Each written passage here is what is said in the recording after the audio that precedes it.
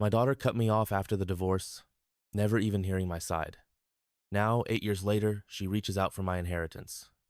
My name is Bill Parker. I am 54 years old, and I got divorced from my wife Linda when she was 48. Back then, our daughter Jessica was 20 and completely shut me out of her life.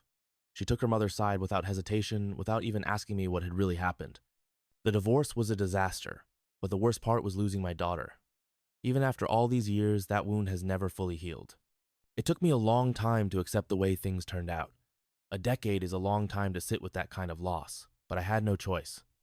My ex-wife did everything in her power to make me out as the villain, and she did a damn good job of it. But the hardest part was that Jessica believed her.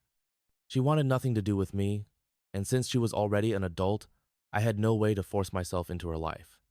If she wanted to pretend I never existed, there was nothing I could do about it. I did not have much family to lean on. The only person I had left was my mother, Margaret, but she was battling Alzheimer's. Losing my daughter was one thing, but watching my mom slowly slip away was another. It was, without a doubt, one of the most painful periods of my life. I tried reaching out to Jessica multiple times, but she was firm in her decision. Her loyalty was with her mother, and she had no interest in speaking to me. At one point, Linda even took legal action against me. She threatened to sue me for harassment if I did not leave Jessica alone. That was the final nail in the coffin. I stopped trying. For the last 8 years, my life has been simple. I took care of my mom until she passed, focused on my career, and did my best to move forward. I had a few relationships here and there, but nothing serious. After what happened with Linda, trusting another woman was not exactly easy for me. But I managed. I built a quiet life for myself, and I thought I had made peace with it all. Then, out of nowhere, Jessica called. It had been 8 years. 8. I did not even recognize the number.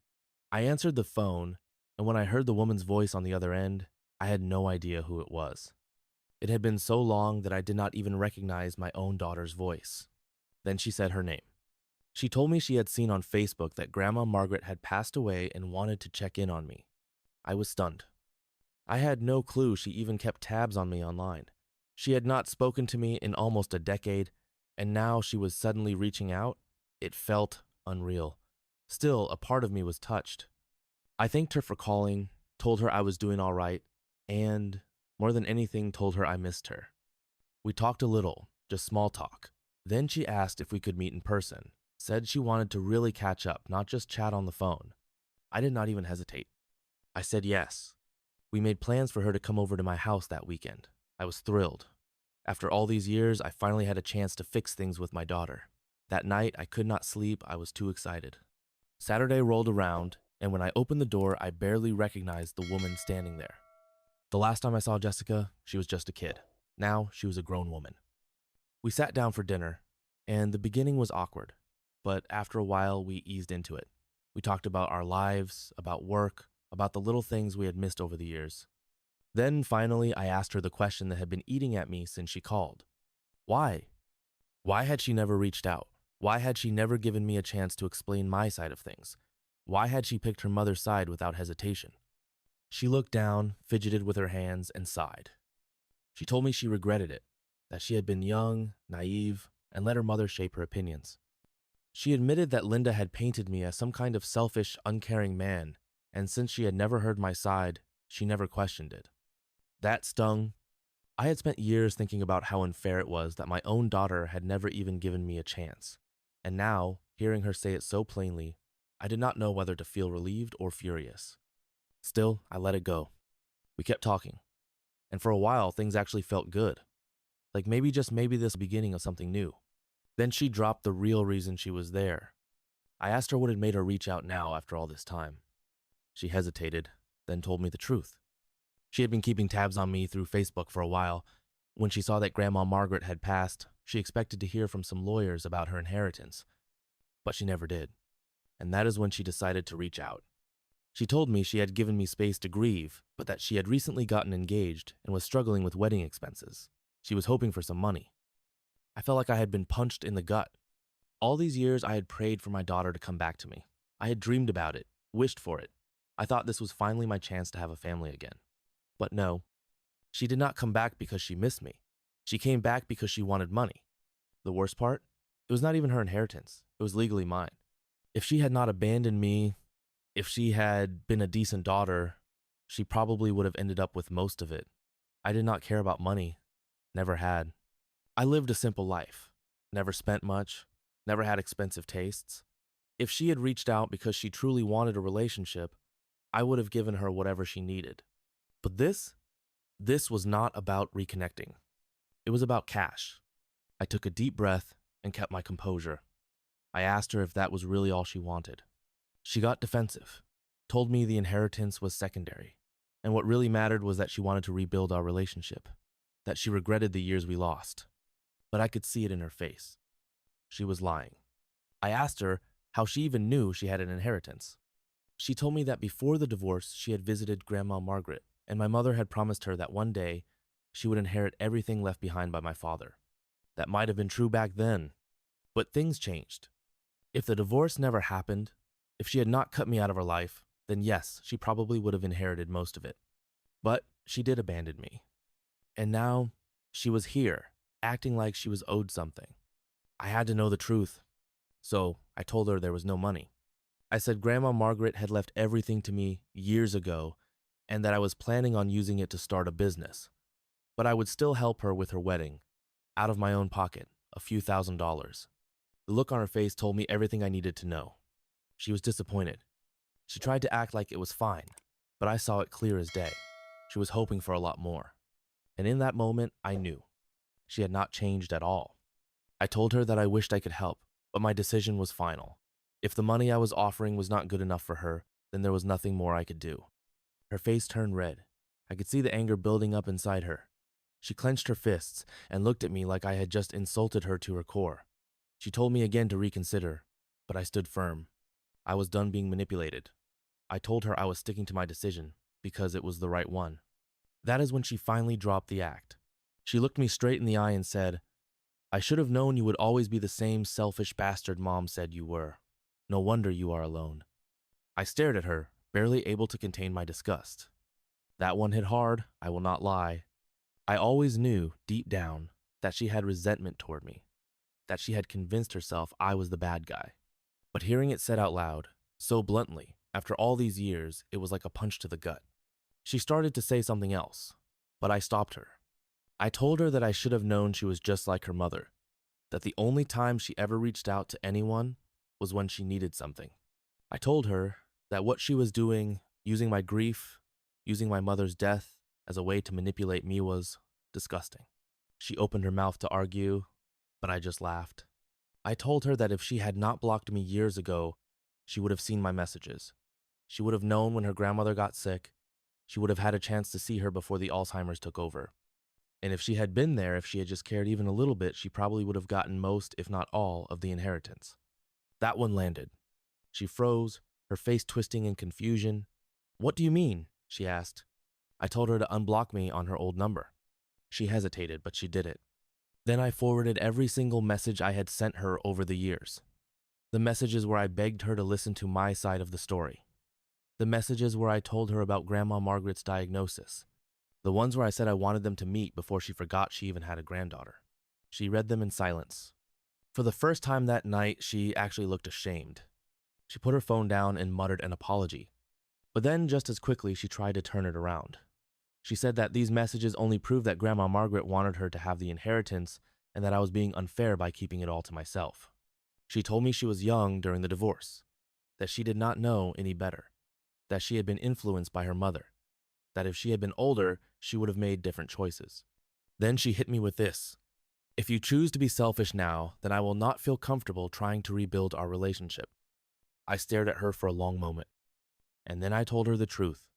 If money is the only thing keeping us together, then maybe we should not have a relationship at all. I wanted to believe her. I wanted to believe that she really meant it when she said she wanted to reconnect, that she really regretted the time we lost. But I knew better. I told her that I would consider giving our relationship another chance, but the inheritance was out of the question. Her entire expression changed. Hatred. Pure hatred. She stood up, grabbed her purse, and stormed out of my house without another word. I did not try to stop her. Since then, I have talked to a few friends. Most of them think I did the right thing. They say that she came back for the money and nothing else, and I should not let her manipulate me into feeling guilty. but one of my closest friends told me something I cannot get out of my head. He said, "You do not care about the money, right? So why not just give her some of it? If it means having your daughter in your life again, maybe it is worth it." I do not agree with that, but I cannot lie since he said it. I have not been able to stop thinking about it. Should I give her part of the inheritance? Update 1. Hey everyone. I did not expect this post to get so much attention. I appreciate all the responses. Reading through everything has given me a lot to think about. I guess I should start by answering the big question, what happened during my divorce? I have not talked about this in years, but I guess there is no harm in telling it now. My wife Linda and I were married for 23 years. You would think that after all that time together, she would at least have the decency to not stab me in the back. But she did. I do not want to go into every detail, but here is the short version. She cheated on me. Not once, not twice, multiple times. Apparently it had been happening for years before I found out. And when I did find out, it wrecked me. I did not know how to deal with it, so I drank a lot. And I will be honest, I did not handle things well. I started sleeping around too, like it was some kind of pathetic revenge. I was angry, bitter, and out of control. The fights were constant, loud, ugly, and in the middle of all of it was Jessica.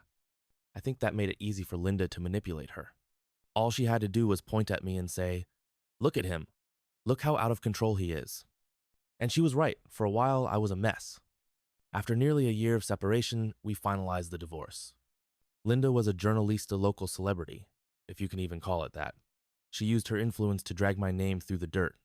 She told everyone who would listen that I was a drunk, a cheater, a terrible father. And you know what? For a while, maybe I was. It took me a long time to crawl out of that hole, to stop drinking, to get my life together. But by the time I did, it was too late. Jessica was gone. She had chosen her mother, she had blocked me on everything, she wanted nothing to do with me. And I had no way to change her mind. I thought that if I just gave her time, she would come back, that eventually she would realize the truth. But 8 years passed, and here we are. Now, about the inheritance. Technically, it was never my mother's money to begin with. It was my father's. My grandparents were both doctors. They had invested heavily in real estate, buying up properties all over the city. Most of it was rented out, bringing in a lot of money.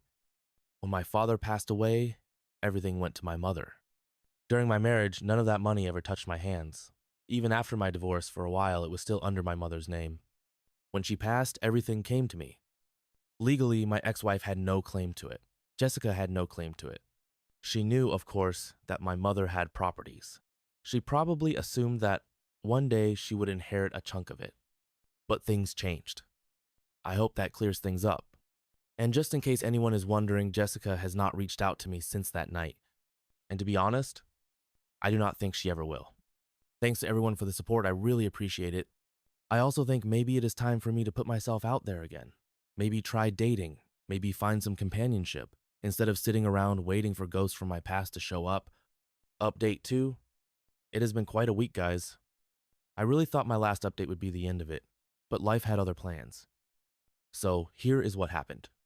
I had just gotten back from work and was debating whether I should go grab a drink with a couple of buddies when the doorbell rang. I was not expecting anyone. I opened the door, and there she was. My worst nightmare. She had lost some weight, changed her hair, but it only took me a few seconds to recognize her. Because how the hell do you forget someone you spent 23 years of your life with? Seeing her standing there, looking at me like she actually had something to say after all these years, sent a strange feeling through me. I just stood there, silent. She cleared her throat and asked if I had a moment to talk. I almost told her no, but I did not want her standing at my front door like some lost soul, so I sighed and stepped aside, letting her in. It was awkward as hell. We sat there, making small talk, talking about nothing, until she finally got to the reason she had come. She said there was something she needed to tell me. I told her to just get to the point. And then she said Jessica had reached out to her about the inheritance. I think I already knew that was why she was here. I mean, why else would she need to speak to me after all these years? She told me she understood the divorce was hard on me, that she might have taken things further than she should have. I scoffed, but she just kept talking. Then she hit me with it. She told me I should not punish Jessica for what happened between us. That she was young at the time of the divorce, that I could not blame her for choosing her mother. I stopped her right there. I told her that I do not hold resentment toward anyone anymore, and that even if I did, it would not be toward Jessica. I told her the truth that what really hurt was the realization that after all these years, the only reason my daughter reached out was because she thought she was owed money. I told Linda the same thing I told Jessica, that if she had the decency to try and reconnect earlier, she would have ended up with the inheritance. She tried to argue, tried to make some weak excuse, but I shut it down. I told her my decision was final. If she was just here to go in circles over the same conversation, she was wasting her time and mine. I told her I had plans, and if there was nothing else to discuss, she should probably leave. She looked at me for a long second, then nodded. She apologized for bothering me, and I told her there was no need for that. Then, she walked out the door. I sat there for a while after she left, staring at nothing. I never thought I would see her again, let alone have her in my home having this kind of conversation. It was strange. It brought back memories I would rather have left buried. But I knew one thing for sure. I was done. So I went out with my friends and tried my best to forget the whole thing ever happened. Update 3. I have another update for you guys. This afternoon, while I was at work, my phone rang. It was Jessica. I thought about not picking up, but curiosity got the best of me. I answered. Before she could even say anything, I cut her off. I told her that if she was calling about the inheritance, then there was no point in talking. She said that was not why she called. I asked her to go on. She told me she had been thinking a lot about what happened and felt like she owed me an apology. She said she realized she should have done things differently. Then she said that if I was willing to forgive her and give our relationship another chance, she would love to have me at her wedding. That one hit me. I was not expecting it.